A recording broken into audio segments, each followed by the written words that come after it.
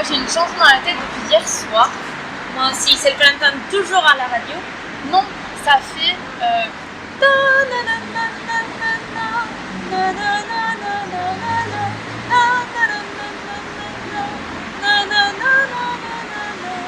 me dit quelque chose, mais c'est quoi déjà? C'est Petrouchka. Attends, c'est quoi? Ça sonne un peu russe.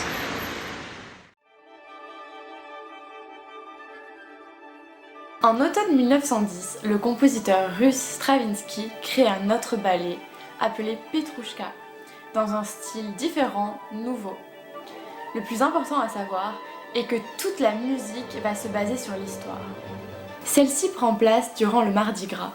C'est la fête, tout le monde s'amuse dans la rue. Un mage fait un spectacle en donnant vie à 3 marionnettes devant la foule captivée. Celles-ci sont le mort, la ballerine et Petrouchka. Après le spectacle, la foule reprend son activité et le mage jette les marionnettes dans leurs cellules. On découvre alors que Petrouchka est dotée de sentiments humains. Il est le vieux mage et aime la ballerine, à laquelle il tente d'avouer sa flamme. Mais celle-ci préfère le mort, ce qui anéantit Petrouchka. Il les surprend plus tard en train de danser ensemble dans la chambre du mort et, furieux, il tente de s'attaquer à ce dernier. Mais, étant bien plus faible, il se fait jeter dehors. Il tente de fuir, mais le mort le poursuit et le tue à l'aide d'un sabre en bois, devant la foule consternée. En revenant, le mage constate que le fantôme de Petrouchka l'attend sur le stand de marionnettes, en poussant des cris de colère.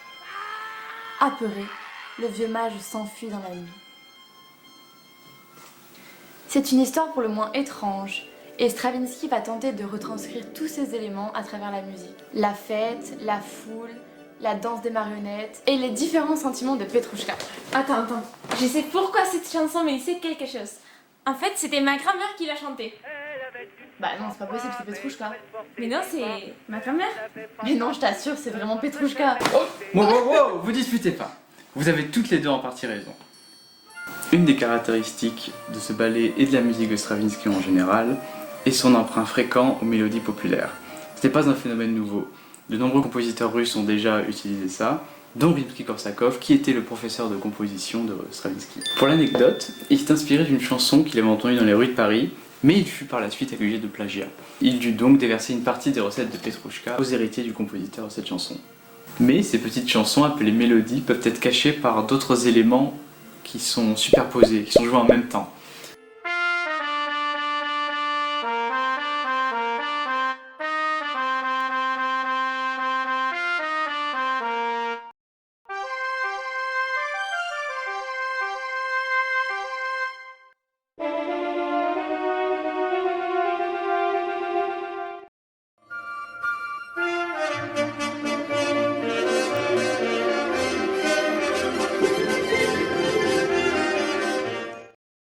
On entend d'ailleurs une grande variété d'instruments jouer ces différentes mélodies, dont certains qui peuvent carrément vous paraître étranges.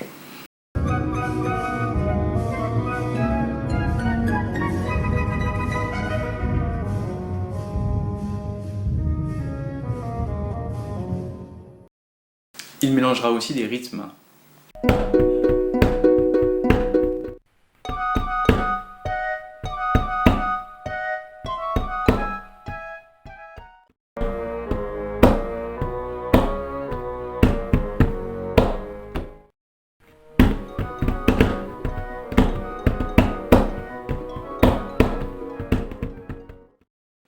N'oublie pas qu'on entendra aussi des accords simultanément.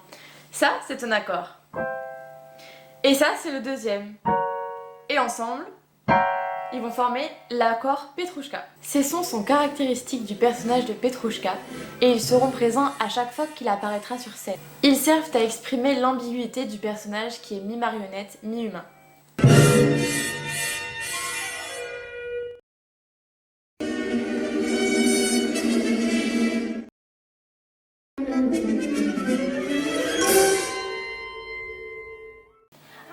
Voilà pourquoi le son il est différent. Alors le mélange de tous ces éléments fait que le résultat sonore est nouveau, typique du XXe siècle.